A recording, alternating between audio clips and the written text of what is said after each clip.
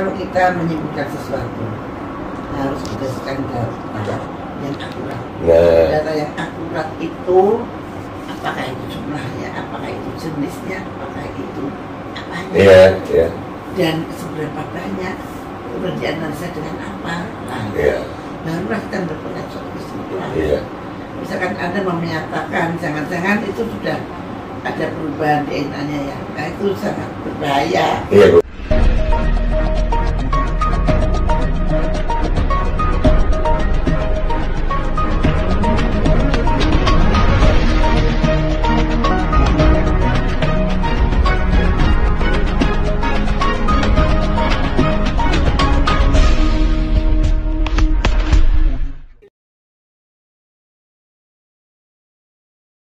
Assalamualaikum warahmatullahi wabarakatuh. Welcome back, selamat datang lagi di channel Babe Aldo bersama gue Babe Aldo yang hari ini makan siang di rumah Ibu Siti. Apa kabar Bu? Baik. Alhamdulillah, no makanannya. Makan siang sederhana ya. Wah, enak banget ini. Ini makanan paling higienis.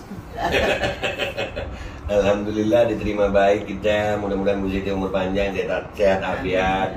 Soalnya begini Bu, kadang-kadang kan saya ini kan bukan dokter, nggak pernah kuliah kedokteran, lulusan SMA. Jadi kadang-kadang orang-orang itu netizen nih, oh Babe itu ilmu kedokterannya dari mana itu. Jadi mudah-mudahan dengan duduk dekat Bu Siti, mereka juga tahu gitu, saya juga belajar dari Bu Siti. Benar ya Bu? Kadang-kadang saya belajar sama Bu Siti ya?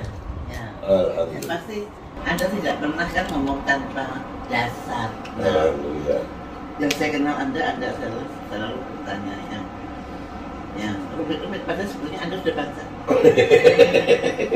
Kalau sekarang ada Mbak Google, itu ilmu tidak ada batasnya. Orang bukan dokter, pengetahuannya bukan menjadi dokter.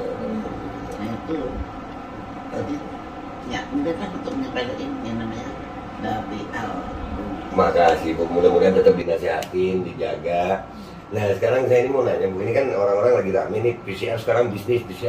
Padahal itu alhamdulillah saya udah ngomongin itu 3 bulan yang lalu sih Bu, masalah bisnis. Cuma sekarang saya itu ngelihat ada istilah baru yang saya lihat nih, genome sequencing lah, DNA lah. Genome sequencing itu mungkin dilakukan untuk DNA di Indonesia ini Bu. Kira-kira sudah ada teknologinya belum itu sekarang? Sudah, di Eijkman ada. Oke. Sequencing ya saya tahu di Eijkman, kemudian di tempatnya Pak Yong, di Surabaya, Uner, iya, ada UI, ada. Berarti Genome sequencing itu adalah sequencing dari supaya kita tahu apa tentang filogenik daripada virus itu dari mana, apanya, seperti apa DNA-nya. Biasanya begitu, dan kita juga sequencing DNA kita juga pakai alat yang sama. oke, berarti alat yang sama bisa digunakan untuk sequencing DNA Bu ya? Ya. Seberapa penting sih DNA itu Bu? Kalau ini saya kan ini ada mengaitkan begini Bu. Yang saya belajar dari KBBI, teror itu artinya ketakutan, menebarkan ketakutan. Teroris itu artinya orang yang menebarkan ketakutan lewat ancaman-ancaman. Nah, saya melihatnya pandemi ini nih sekarang seperti teror. Saya belum lihat, iya seperti teror karena semua orang ketakutan nih. Ya. Semua orang ketakutan mau kalau ketemu orang pakai masker. Bahkan saya alhamdulillah nih 41 tahun hidup saya belum pernah lihat ada perawat pakai baju astronot. Baru sekarang ini kan. Jadi kayak dipaksa takut kita. Padahal tapi alhamdulillah gue nggak takut sih. Saya nggak takut sih Bu kalau lihat baju astronot, lucu gitu. Ngubur jenazah pakai baju astronot itu lucu banget buat saya. Wih, sekarang orang dari bulan datang ke Indonesia kan gitu. Nah jadi ini akhirnya saya berpikir untuk apa ya Bu? Apakah ada hubungannya Bu? Genome sequencing DNA dengan bioweapon? Kira-kira bisa ada hubungannya nggak? Bisa ya, bisa tidak. Oke. Genome sequencing itu tahun berapa ya, sangat populer di dunia karena manusia sedunia itu akan di sequencing. Tapi untuk apa kita perlu ya? Tapi sebenarnya kok hilang lagi. Jadi sebetulnya DNA itu adalah DNA kita itu adalah rahasia kita. DNA Indonesia itu sebetulnya adalah rahasia negara Indonesia. Karena dari DNA itu bisa dibuat macam-macam, bisa dibuat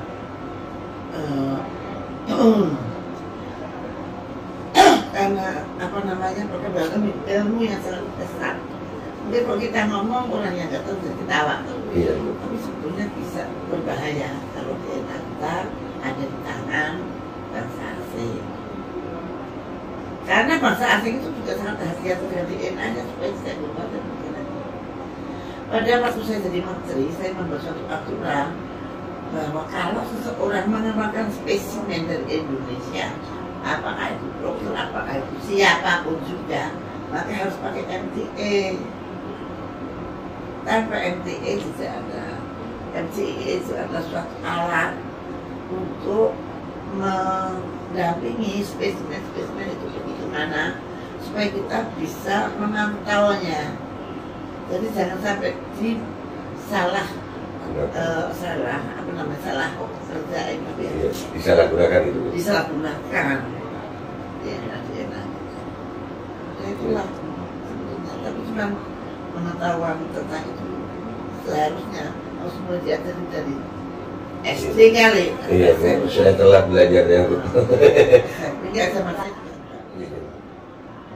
Jadi gini, Bu, kemarin kami itu kan menemukan beberapa bukti, Bu.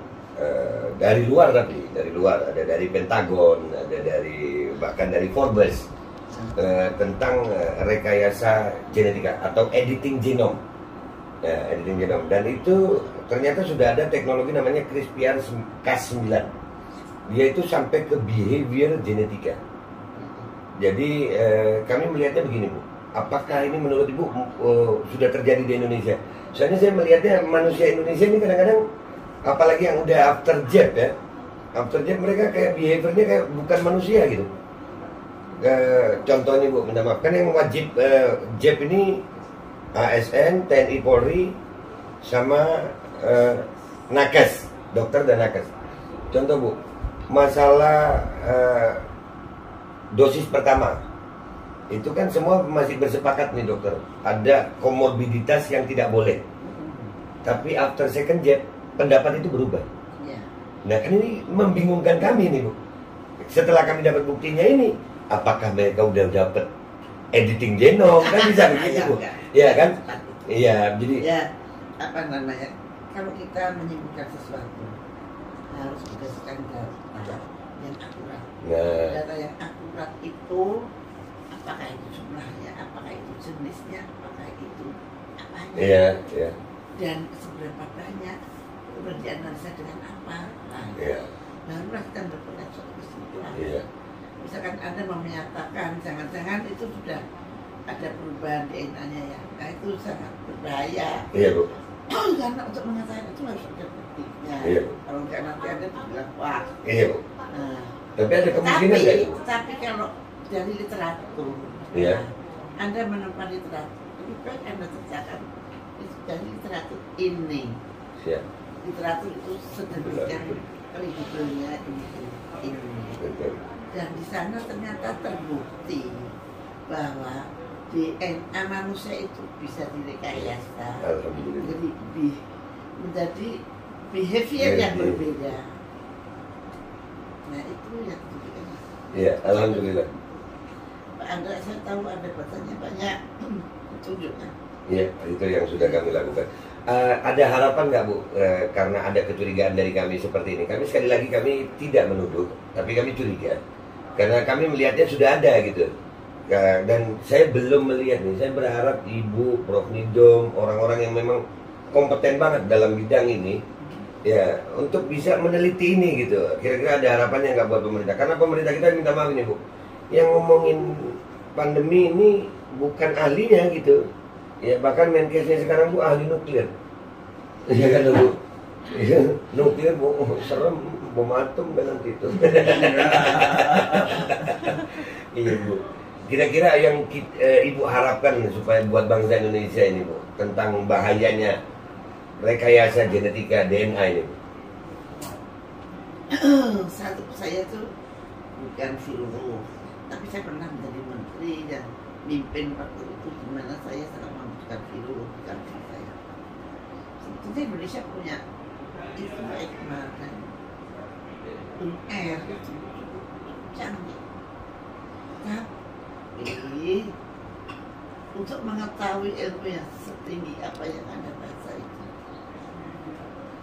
belum, saya kok belum lihat. Mungkin sekarang ya kan saya lepas dari kampus kan, maksudnya saya sudah nggak lagi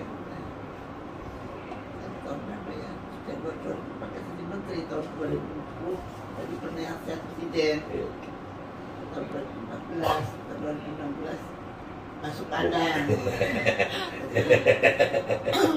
Itulah ya, mudah-mudahan Anda banyak baca aja.